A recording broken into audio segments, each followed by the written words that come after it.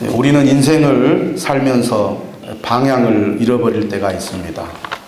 상처를 받거나 또 홀로 있게 되거나 이웃의 고난과 친구나 가족의 죽음을 볼 때 우리는 방향을 잃어버립니다. 아주 오래전 일입니다만 어떤 여교사가 학부모에게 심한 질책을 받고 고민하다가 자살을 했습니다.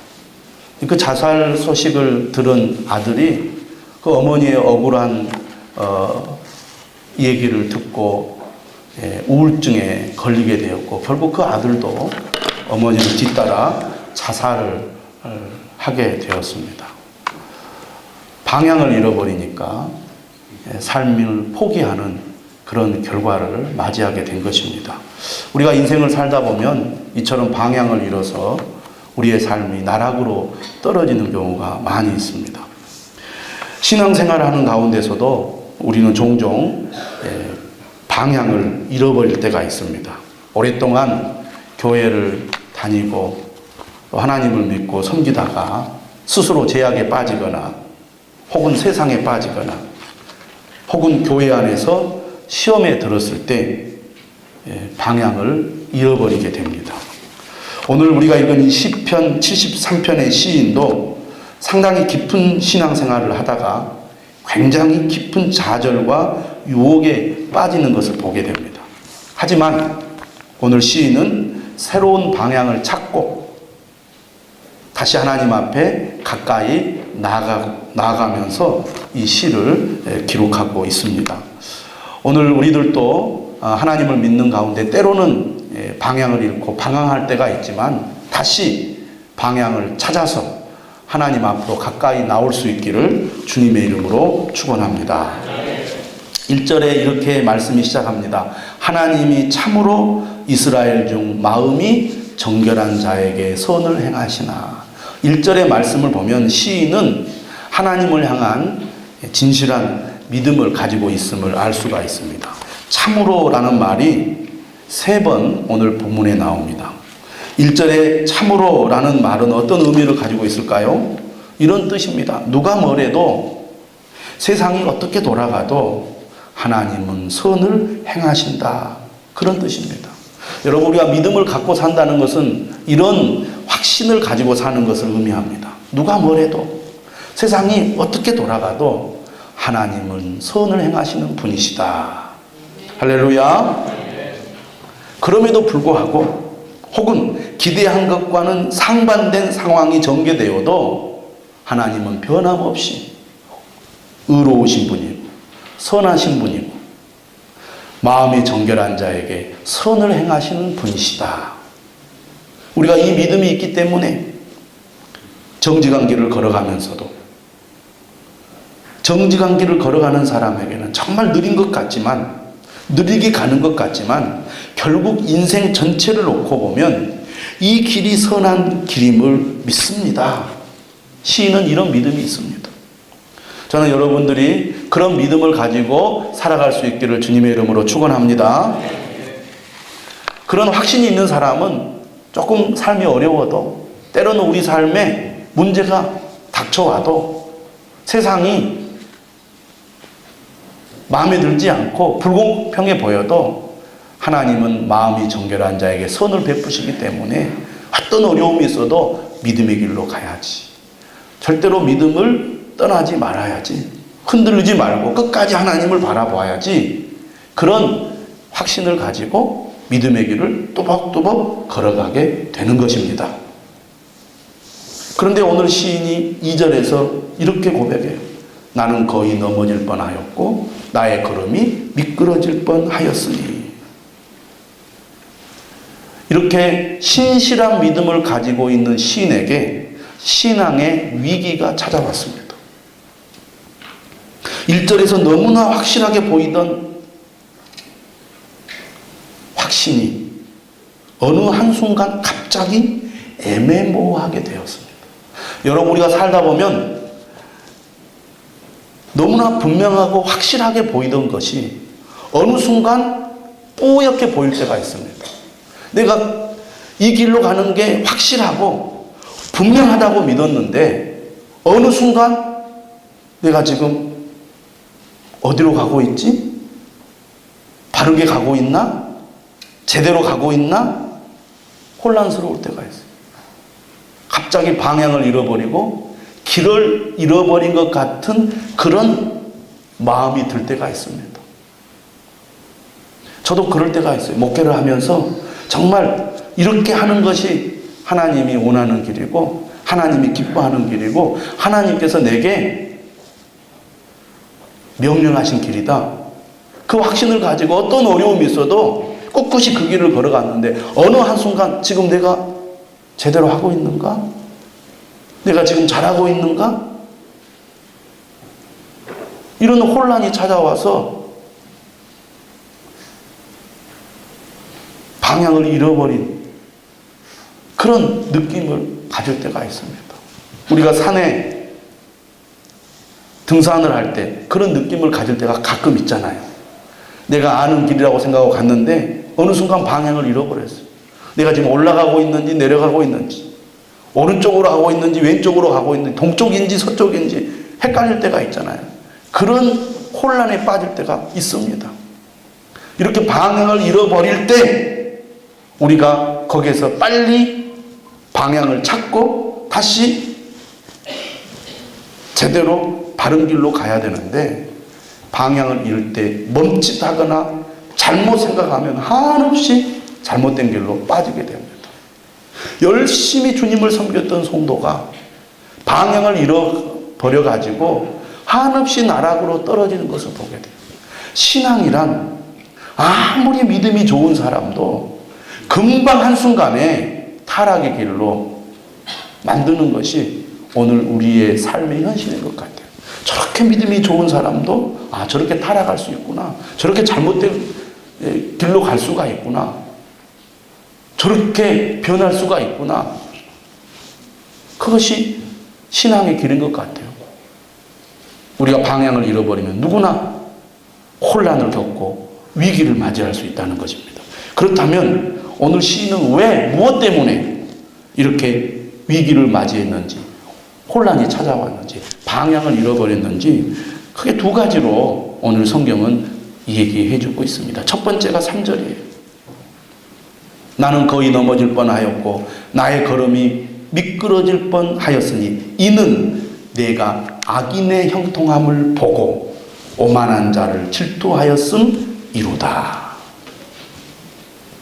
무엇을 보느냐가 참 중요한 것 같아요.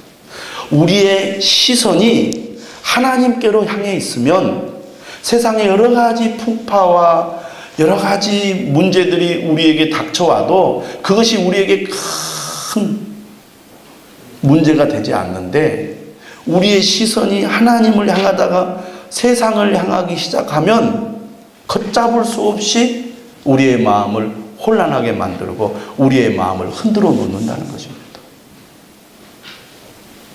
오늘 시인은 무엇을 보았습니까? 악인의 형통함을 보았습니다. 이 악인이 어떤 악인입니까? 오만하기 짝이 없는 악인이에요.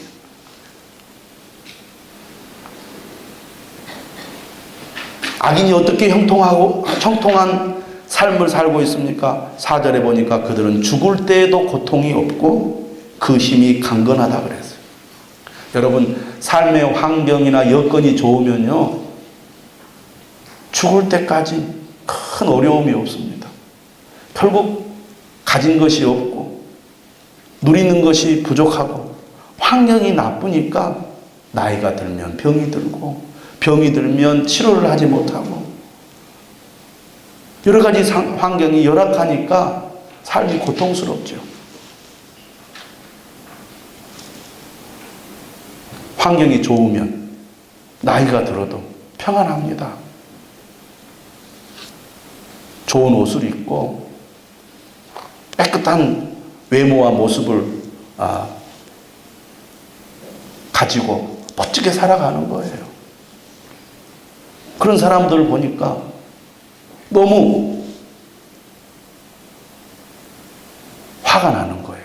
저 사람은 저렇게 세상에 살면서 온갖 불의한 일, 악한 일을 저질러도 모든 일이 잘 되고 삶의 형편이 넉넉하고 어려운 일이 없는데 어떻게 하나님이 살아계시다면, 하나님이 의로우시다면 저럴 수가 있을까? 죽을 때에도 고통이 없고 힘이 간 거네요. 5절에 이렇게 말합니다. 사람들이 당하는 고난이 그들에게는 없고 사람들이 당하는 재앙도 그들에게는 없나니. 형통하다 보니까 모든 것이 잘 되고 모든 것이 풍요롭고 모든 것을 다 갖추고 있으니까 고난이 없어요.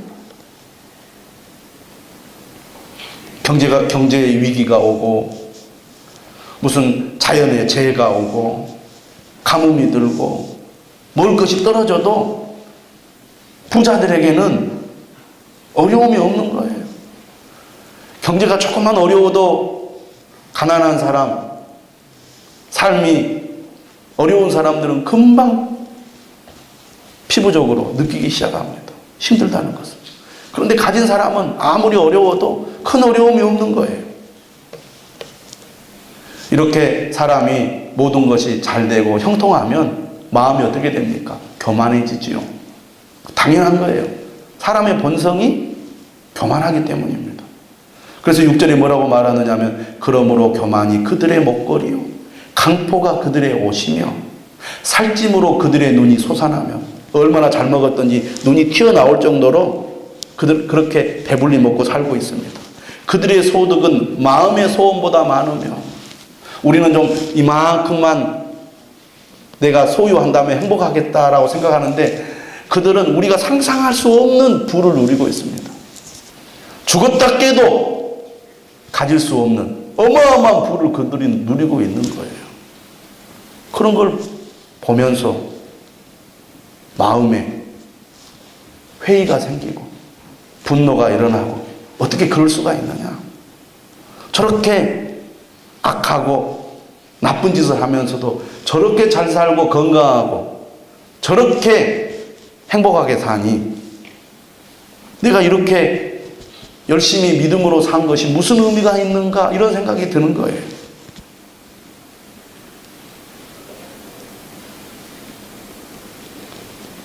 팔절은 이렇게 말합니다. 그들은 능욕하며 악하게 말하며 교만하면 어떻습니까? 벌써 태도가 다르죠.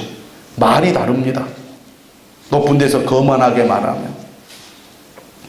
뿐만 아니라 9절에 보니까 그들의 입은 하늘에 두고 라는 말을 간주에 뭐라고 되어 있냐면 하늘을 대적하고 심지어 하나님을 향해서도 비방하는 말을 합니다. 하나님을 무시하게 되는 거예요. 사람이 악을 행해도 잘 되고 형통하고 번영하고 모든 것이 자기 뜻대로 잘 되면 사람도 무시할 뿐만 아니라 하나님도 우습게 보는 겁니다. 그들의 혀는 땅에 두루 다니도다. 그런 현실을 보면서 사람들이 뭐라고 말하느냐. 봐라. 저 사람들은 악을 행해도 요령이 있고 수완이 있고 능력이 있으니까 자기가 원하는 대로 다 하지 않느냐. 사람들이 다 그 사람의 삶을 부러워하고 그 사람의 말을 어떻게 합니까? 인정을 하는 거예요. 10절의 말씀이 이해하기 조금 어려우지만 그런 뜻입니다. 그의 백성이 이리로 돌아와서 잔에 가득한 물을 다 마시며 악인들이 형통하고 오만한데 그들의 말에 사람들이 다 그들의 말을 듣고 다 공감을 하면서 그들의 말을 인정하는 거예요. 봐라, 저렇게 사는 것이 잘 사는 것이고 잘 되는 길이다. 정직하게, 정결하게, 깨끗하게 산다고 더 나은 것이 뭐가 있으며 잘 되는 것이 뭐가 있느냐. 요령껏 수완을 부리고 자기가 가진 힘과 능력을 가지고 더 많은 권세와 더 많은 부귀를 취하는 것이 잘하는 것이지. 봐라, 저 사람들은 끝까지 잘 되지 않느냐. 평생 부귀영화를 누리고 떵떵거리고 잘 살지 않느냐. 그러면서 11절에 말하는 거예요. 하나님이 어찌 알랴. 지존자에게 지식이 있으랴. 어떻게 하나님이 계시다면 이럴 수가 있느냐. 하나님도 아무 힘이 없으시구나. 여러분, 우리가 사는 이 세상을 들여다보면 들여다볼수록, 이 세상 속으로 들어가면 들어갈수록 우리의 신앙은 점점 더 없어집니다. 왜? 세상이 신이요. 세상의 힘이 너무 강력하고, 세상이 너무 거대하고 대단하니까 하나님은 아무것도 아닌 것처럼 느껴지는 거예요. 점점 내 믿음은 점점 사라지기 시작합니다. 여러분, 우리의 시선이 하나님에게서 세상을 향하면 향할수록 우리 안에 남아있던 믿음까지도 점점 빠지기 시작해서 하나님은 아무것도 아닌 것 같고, 하나님의 말씀은 아무것도 아닌 것 같고, 세상이 정말 진짜고 대단하고 세상에 번영과 형통과 온갖 축복이 다 있는 것처럼 그렇게 생각하게 됩니다. 그래서 결론을 내립니다. 12절에 볼지어다 이들은 악인들이라도 항상 평안하고 재물은 더욱 불어나도다. 우리가 세상을 향하면 향할수록, 우리의 관심과 시선이 세상을 향하면 향할수록 나도 저렇게 살아야지, 굳이 내가 말씀대로 하나님 뜻대로 살 필요가 뭐가 있겠느냐. 그래서 여러분, 교회 안에도 성도들이 어떻습니까? 믿음대로 말씀대로 사는 사람은 좀 미련하게 보이고, 적당히 세상에서 타협하면서 사는 사람이 지혜롭게 보입니다. 지질이 궁상처럼 그렇게 울면서 하나님 앞에 매달리면 뭐가 나옵니까? 머리를 쓰세요. 세상을 보세요. 세상이 어떻게 돌아가는지.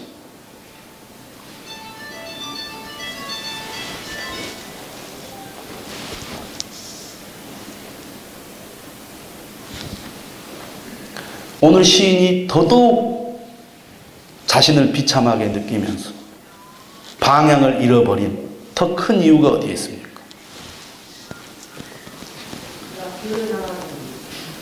13절 같이 읽겠습니다. 13절 14절 시작. 내가 내 마음을 깨끗하게 하며 내 손을 씻어 무죄하다 한 것이 실로 헛되도다. 나는 종일 재난을 당하며 아침마다 징벌을 받아도다. 마음을 하나님께로 향해야 되는데 세상을 향하니까 제 소리가 더 잘 들리는 게 아니라 여러분 곁에서 나는 소리가 더 잘 들리는 거예요. 할렐루야. 오늘 시인이 더더욱 비참하게 되는 이유가 여기에 있습니다. 악인들은 항상 평안하고 재물은 더욱 불어나는데 시인 자신은 지금까지 어떻게 살았어요? 마음을 깨끗하게 하며 손을 씻어서 정결한 삶을 살았어요. 왜? 1절에 참으로 하나님은 마음이 정결한 자에게 선을 행하신다는 확고한 믿음이 있었기 때문입니다. 그래서 세상 사람들이 뭐라고 해도 오직 주님만을 바라보고 믿음의 한 길을 걸어간 거예요. 그런데 악인들은 항상 평안하고 재물은 더욱 불어나지만 자신은 어떻습니까? 반대로 14절 종일 재난을 당하며 아침마다 징벌을 받아요.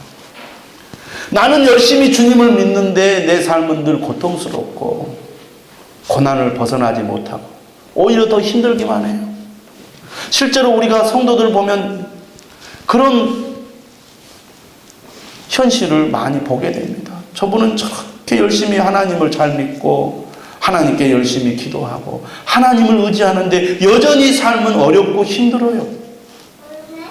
그런데 반대로 세상 사람들은 악을 행해도 잘 돼. 하나님을 안 믿어도 잘 돼. 심지어 교회를 다니는데 대충 적당히 세상과 타협하면서 교회를 다니는 사람들이 더 잘 사는 것 같아. 오히려 열심히 주님을 믿는 사람들은 어렵고 힘든 것을 더 겪고 살아요. 그러면 우리가 정말 혼란을 느낍니다. 방향을 잃어버리기가 쉽다 그 말이에요. 오늘 시인은 여기서 방향을 잃어버리는 거예요. 내가 열심히 주님을 잘 믿은 것이 무슨 의미가 있고 내가 이렇게 주님만을 의지하고 바라보는 게 무슨 의미가 있느냐. 세상 사람들은 저렇게 잘 살고 잘 되는데 나는 이렇게 힘들고 어려운데 정말 하나님이 살아계시다면 어떻게 그럴 수가 있느냐.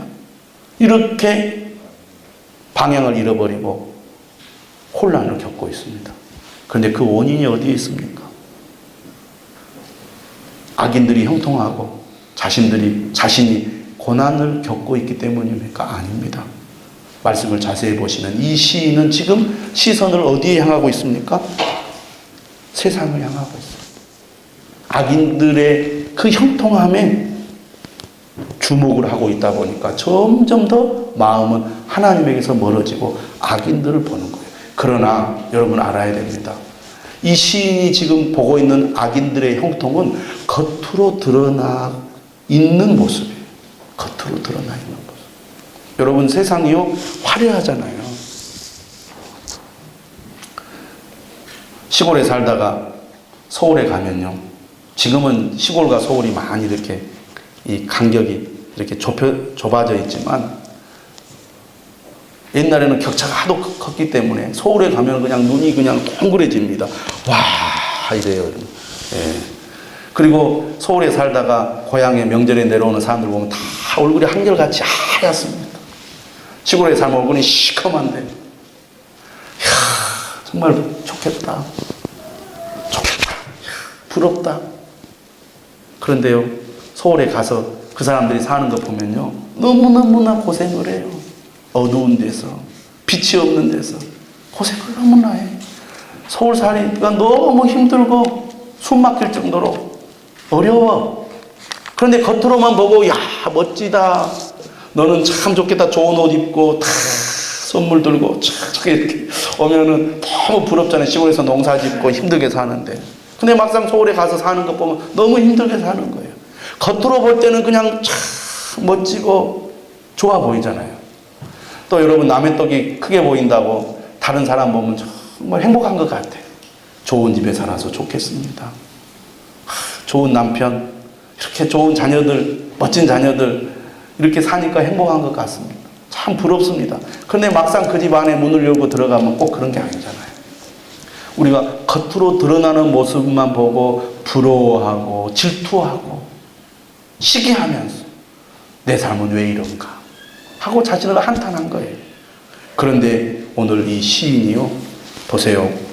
15절에 막 괴로워합니다. 내가 만일 스스로 이르기를 내가 그들처럼 말하리라 하였더라면 나는 주의 아들들의 세대에 대하여 악행을 행하였으리라. 지금 이 시인도 마음이 갈등을 겪으면서 이 세상의 길로 막 완전히 빠지려고 합니다. 내가 어쩌면 이를 알까 하여 생각한즉 그것이 내게 심한 고통이 되었더니 막 마음이 이 갈등을 겪으면서 심한 고통을 겪고 있어요. 그런데 이 시인이 이렇게 세상을 바라보면서 악인의 형통과 자신의 고난 속에서 방향을 잃어버리고 막 방황하는데 그런 가운데서도 그가 하나님을 놓지 않고 있어요. 막 괴로워해요. 어떻게 이럴 수가 있는가 하면서 괴로워하다가 그가 어떻게 합니까? 하나님의 성소에 들어갈 때에야 그들의 종말을 내가 깨달았나이다. 그가 인생의 전환점을 여기서 갖게 됩니다. 다시 말하면 방향을 잃고 헤매다가 새로운 방향을 찾고 다시 일어나는 계기가 생기는데 바로 하나님의 성소에 들어갔을 때 그는 새로운 방향을 설정하게 되는 것입니다. 자신이 스스로 혼란에 빠진 것이 잘못되었음을 하나님의 성소에서 깨닫게 된 겁니다. 왜냐하면 악인의 종말을 그는 성소에서 깨달았기 때문이라고 말합니다. 가장 큰 전환점이 여기 있는 거예요. 17절이 73편의 핵심이라고 할 수가 있습니다. 그는 이런 고민을 가지고 있었어요. 악인의 번영은 영원하고 의인의 고통은 끝이 없을 것인가. 이런 고민을 하고 있었는데 성소에 들어갔을 때 그가 그것을 깨닫게 되는 거예요. 여러분, 성소는 하나님이 임재하시는 곳입니다. 그곳에서 그가 하나님의 음성을 듣게 되는 거예요. 여러분, 우리가 교회에 와서 예배를 드릴 때 예배를 드릴 때, 찬송을 하는 가운데나 기도하는 가운데나 말씀을 듣는 가운데 하나님께서 깨달음을 줍니다. 내가 본 것이 헛된 것이고 진실은 그것이 아니라는 것을 깨닫게 돼요. 그래서 우리가 힘들고 어려워도 하나님 앞에 나아가야 됩니다. 하나님 앞에 나아가야 거기에서 하나님이 깨닫게 하시는 거예요. 하나님이 깨닫게 해주실 때 그것을 붙잡아야 됩니다. 아, 그게 아니구나.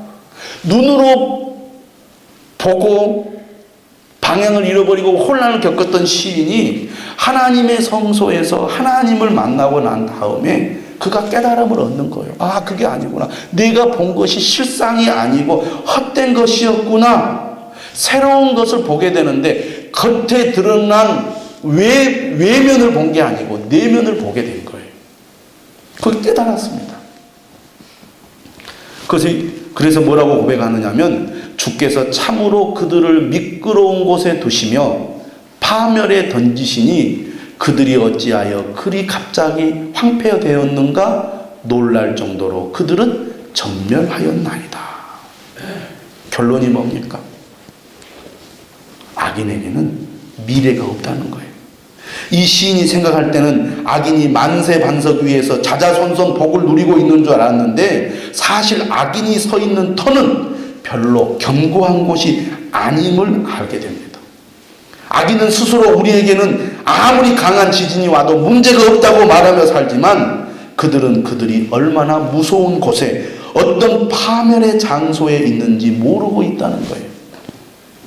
그들의 행운은 신기루에 불과하고 그들의 종말은 처참하며 단숨에 망하고 무서움에 쓸려갈 거라는 것을 시인은 깨닫게 됩니다.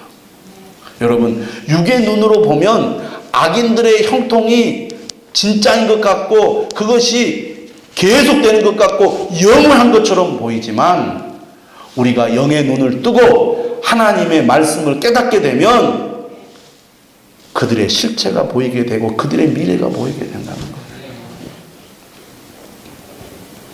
우리가 순간순간 악인이 잘 되고 번영한 것처럼 보이지만 우리가 역사적으로 길게 내다보면 결국 악인은 무너집니다. 인생을 길게 내다보면 악인은 결국 망하게 되어 있다는 것입니다. 하나님 안 믿고 하나님 없이 사는 것이 잘 되는 것 같지만 그들에게는 종말이 있다는 것이죠. 그들의 종말은 멸망인 거예요. 여러분, 대충 하나님 믿고 적당히 믿는 척하면 그래서 내가 이 세상에서 지금 잘 되고 잘 되는 것 같지만 결국 그것은 망하는 길이라는 것을 알아야 돼요. 오늘 시인이 그것을 깨닫게 됩니다. 여러분, 그러므로 힘들고 어려워서 방향을 잃어버릴 때 한없이 세상으로 나가지 마십시오. 그건 파멸의 길입니다. 그건 나와 내 가족 모두를 다 망가뜨리는 길임을 우리가 알아야 돼요.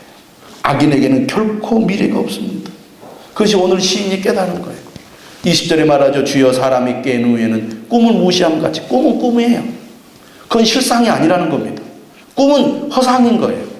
마찬가지로 주께서 깨신 후에는 그들의 형상을 멸시합니다. 지금 그들이 번영을 누리고 그들이 형통하고 그들이 오만하게 하나님을 무시하고 세상 사람들을 무시하는 것 같아도 결국 그들은 망한다는 것입니다. 그들은 멸망을 받게 된다는 얘기입니다. 이것을 깊이 깨닫게 되니까요. 21절에 뭐라고 말합니까? 내 마음이 산란하며 내 양심이 찔렸나이다.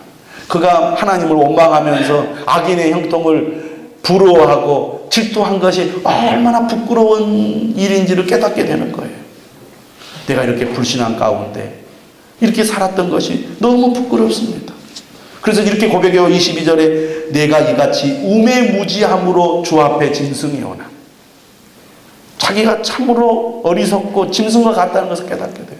여러분, 우리가 방향을 잃고 세상으로 나가면요 막 하나님을 향해서 원망을 하고 큰 소리를 치면서 하나님 이럴 수가 있느냐고, 내가 잘못한 것이 뭐가 있느냐고, 내가 오직 하나님만 의지하고 살았는데 하나님 어떻게 나한테 이럴 수가 있느냐고 막 큰 소리 치던 사람이 하나님의 말씀을 깨닫고 자신을 돌아보니까 자신이 악인들과 전혀 다를 바 없는 짐승과 같은 존재였다는 것을 깨달아요.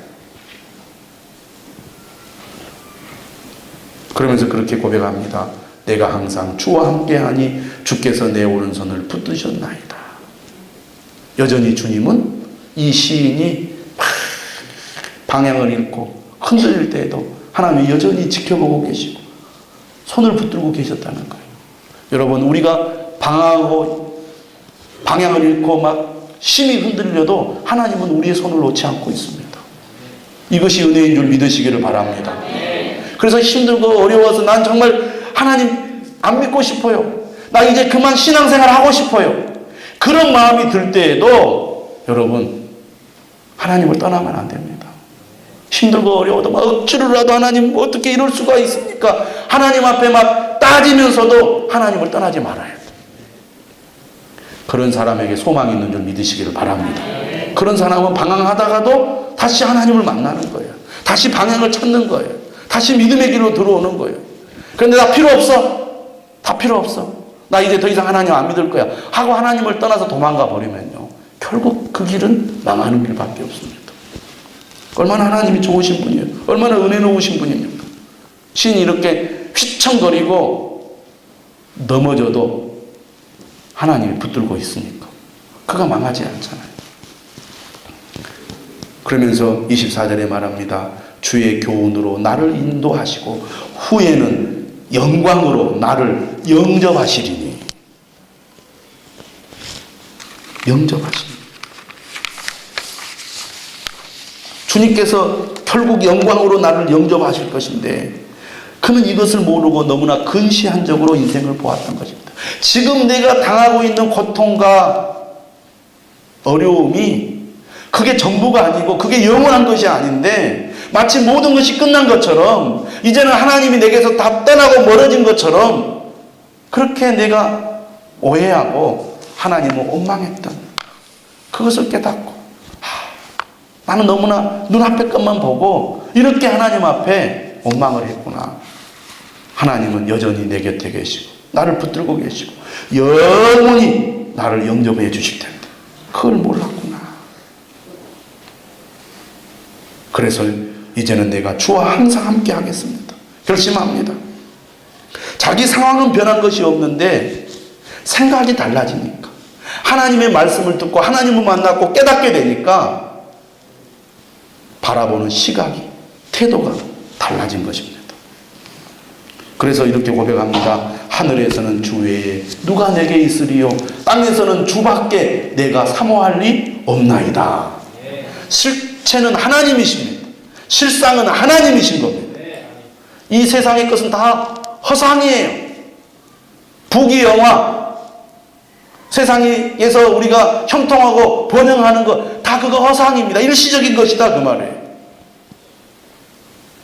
하나님만이 영원하심을 믿으시기를 바랍니다. 26절에 이렇게 말하죠. 내 육체와 마음은 쇠약하나. 세월이 얼마나 빨리 흘러갑니까?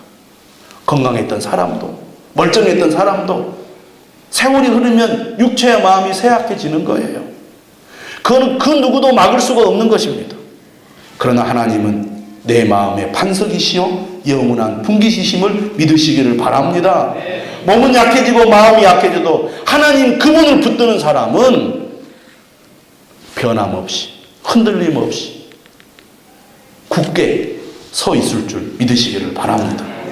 오늘 결론적으로 말합니다. 무릇 주를 멀리 아는 자는 망하리니 음녀같이 주를 떠난 자를 주께서 다 멸하셨나이다. 이것이 주님을 떠난 자의 결국이고 방향을 잃어버리고 새 방향을 찾지 못한 자들이 얻게 될 결론입니다. 그러므로 시인은 이렇게 말합니다. 따라서 합시다. 하나님께 가까이 함이 내게 복이라. 하나님께 가까이 함이 내게 복이라. 여러분, 현실이 문제가 아니라 하나님이 문제입니다. 하나님을 가까이 하면 내 삶은 달라질 줄 믿으시기를 바랍니다. 여러분, 방향을 잃어버리고 마음이 심히 흔들리고 있습니까? 하나님께 가까이 하십시오. 하나님을 가까이 하지 않으니까 악인의 형통함을 보고 부러워하고 오만한 자를 질투하면서 나도 그 길로 가야지, 나도 그 길로 가야지 하면서 점점 하나님을 멀리하고 있습니다.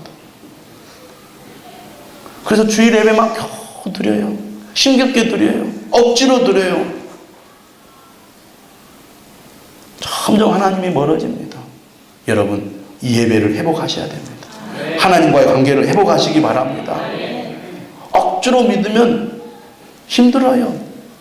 하나님의 은혜가 내 안에 충만해야 기쁨이 있습니다. 세상이 참 불공평하고 말도 안 되는 일이 이 세상에 벌어져도 우리가 흔들림 없이 갈 수 있는 것입니다. 오늘 우리 대한민국 많은 국민들이 분노하면서 어떻게 이렇게 세상이 이럴 수가 있는가? 어떻게 이렇게 불공평할 수 있는가? 어떻게 이렇게 악인들이 판을 치는 이런 세상에 내가 살고 있는가? 허탈하고 그런 마음을 가지고 지금 살고 있습니다. 여러분, 물론 세상에 불의와 악이 판을 치지 못하도록 우리가 한마음이 되어서 정의로운 세상을 만들어가기 위해서 노력을 해야 되지만, 그러나 정작 우리의 마음이 허탈한 가운데 방치되어서는 안 될 것입니다. 세상은 불공평하고 세상은 악이 판쳐도 결국은 하나님이 그들을 심판하실 것이다. 마음이 정결한 자에게 하나님이 복을 주실 것이다. 세상 사람들이 다 악한 길로 간다 할지라도 나는 믿음의 길, 의로운 길, 정직한 길, 정결한 길로 가겠다. 끝까지 나는 하나님을 바라보고 하나님을 가까이 하겠다. 그런 믿음의 삶을 우리가 살아가야 되지 않겠습니까? 우리가 인생을 살아가면서 가끔 혼란과 방향 상실에 빠지는 경우가 있지요. 나의 실수나 나의 환경 때문에, 세상의 여러 가지 참 불의한 현실 때문에 혼란에 빠질 때가 있습니다. 그 원인이 어디 있든지 한번 혼란에 빠지면 그 대가는 너무나 커요. 그 아픔도 너무나 큽니다. 우리는 우리의 혼란을 신속히 극복해야 합니다. 이 세상에 많은 혼란이 있지만 신앙의 혼란보다 더 무서운 혼란은 없다는 것을 알아야 합니다. 모든 것의 원천은 우리 마음에 있는데 마음이 흔들리면 우리의 인생과 가정과 직장 전체가 흔들리게 되는 거예요. 하나님께 가까이함이 내게 복입니다. 내가 주 여호와를 나의 피난처로 삼아 주의 모든 행적을 전파하리이다. 이런 믿음을 가지고 살아가는 저와 여러분들이 되시기를 주님의 이름으로 축원합니다.